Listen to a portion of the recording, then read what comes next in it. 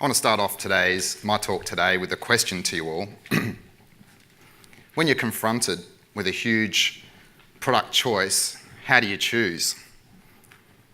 If you're anything like me, you might read the back label, the story that's there, get stuck into the technical details, maybe look at the ingredients or enjoy the design on the front of the label. But I guess the thing that I often get overwhelmed with information beyond a certain small number of products. What I tend to do is reach for something familiar. And many of us would do the same things probably in the supermarket. We might experiment with a few different products, but ultimately we develop our favourites. Those favourites occur whether it's a tin of tomatoes, some toothpaste, or a bottle of wine. The wines displayed on this slide represent a huge stylistic diversity, variety and styles. And winemakers have a lot of tools at their disposal to manage both the consistency and stylistic diversity of those wines. And one of those tools is yeast.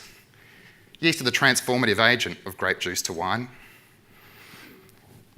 And for many of the wines pictured on this slide, a winemaker had to make a choice about which strain to use to be able to get the style that they were after.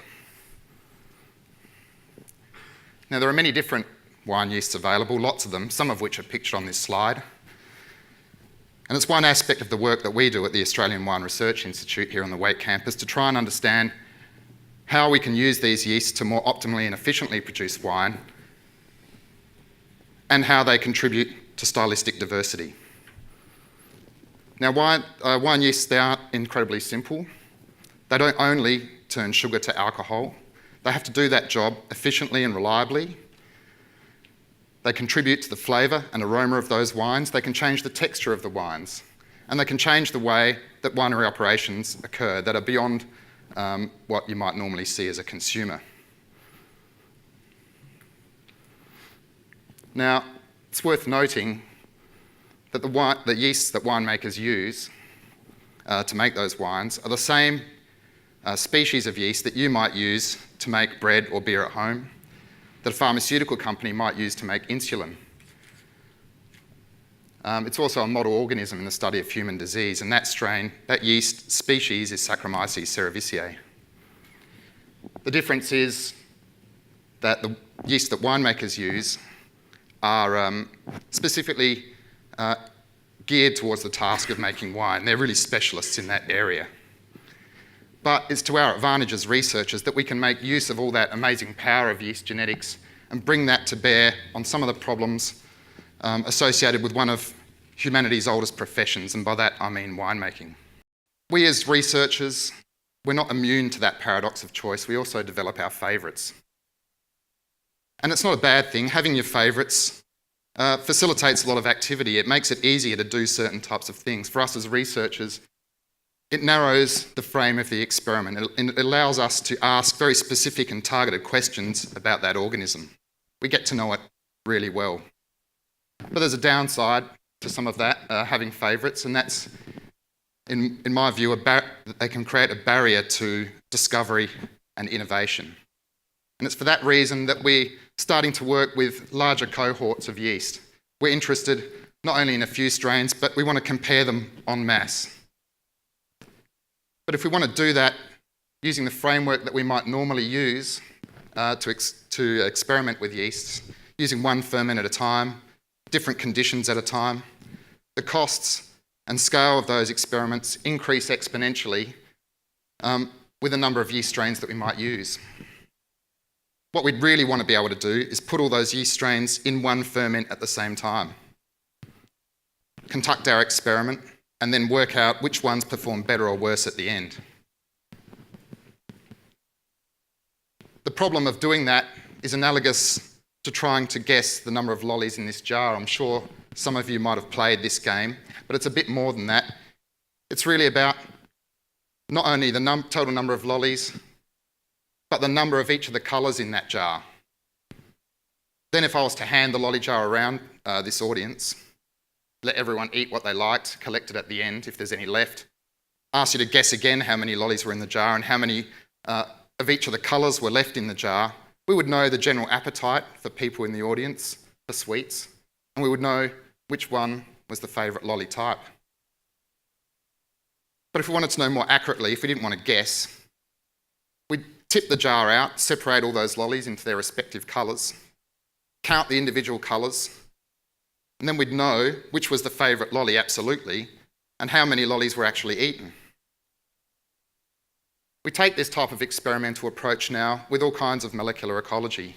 When people are researching your gut microbiome or the organisms in degraded or healthy soils, or now when we're investigating performance characteristics of individual yeast strain species. But with lollies, we have the colours to tell them apart. How do we tell it apart when we're working with different types of organisms? We can't really see that they look necessarily very different. It's as if I was asking you to separate all those lollies out into their different colours, but that the colours were on the inside of the lolly. When the organisms are different enough, they're different genera or families, we can use the genetic material within them to tell them apart, and that's what we currently do with metagenomic type studies. But when we're studying the same species of organisms, say a whole pile of different Cerevisiae strains, they all genetically look fairly similar.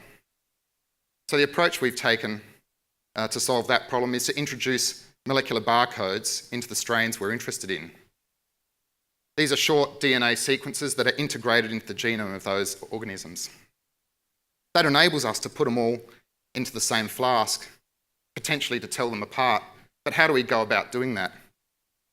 It's only possible to do those types of experiments because of developments in genome sequencing that have occurred over the last 10 years. Modern DNA sequencing machines are capable of sequencing hundreds of millions of individual molecules.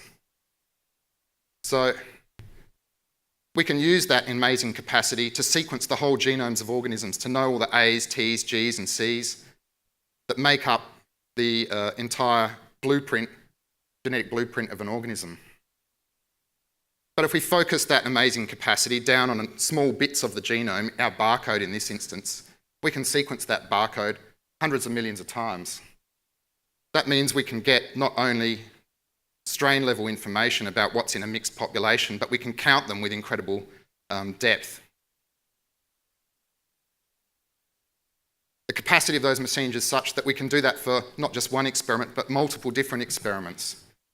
It's as if I had not just one jar, but hundreds of jars of lollies, sent them out to not only this audience, but hundreds of different communities, asked them all to eat their fill, send them all back. Then we could tip them all out onto a table, mix them all up, count all the different colours of lollies that were there. But not only that, we could find out where each of those lollies, which jar they came from, and then know which community had eaten them. It's a little like magic, in my view, that we can do that type of stuff now. So how do we use all of this amazing parallel capability of counting and comparing things? We use it to map the physical and genetic relationships of yeast. We do whole genome sequencing to tell whether strains are similar or different to each other. On the left-hand side of that image is what we call a phylogenetic tree. The length of the branches of that tree indicate how similar or distant an individual strain is to its most immediate neighbour. We use that same technology to understand and map physical characteristics of the strains that compete in a ferment environment. That's on the right of that screen is a representation of that type of experimental work. Little red squares indicate environmental conditions in which that strain is more fit, and little blue squares represent environmental conditions in which that particular strain grew poorly.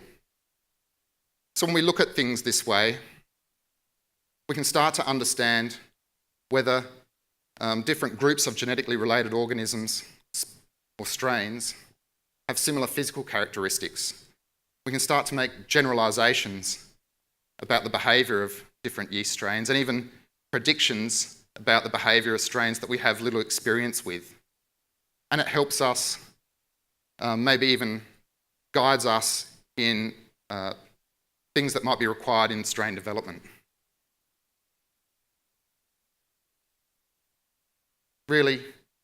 then all this is really about getting the right tools for the job. Grape juice is a highly diverse environment, and there are a lot of different yeast strains available. Trying to understand how the genetic and metabolic relationships of yeast play out in different environmental conditions is an incredibly complex task. We've still got a lot to learn about even an incredibly well-studied organism like yeast. Our aim is to start to translate some of this information, the complex genetic relationships and physical relationships between yeast, and provide it in a framework that enables informed yeast strain choice. So the next time you're enjoying your favourite glass of wine, just remember that there's a lot more science in that glass than you might otherwise imagine. I'd like to thank Australia's grape growers and winemakers who support our work through their funding agency, Wine Australia, and thanks everyone for listening.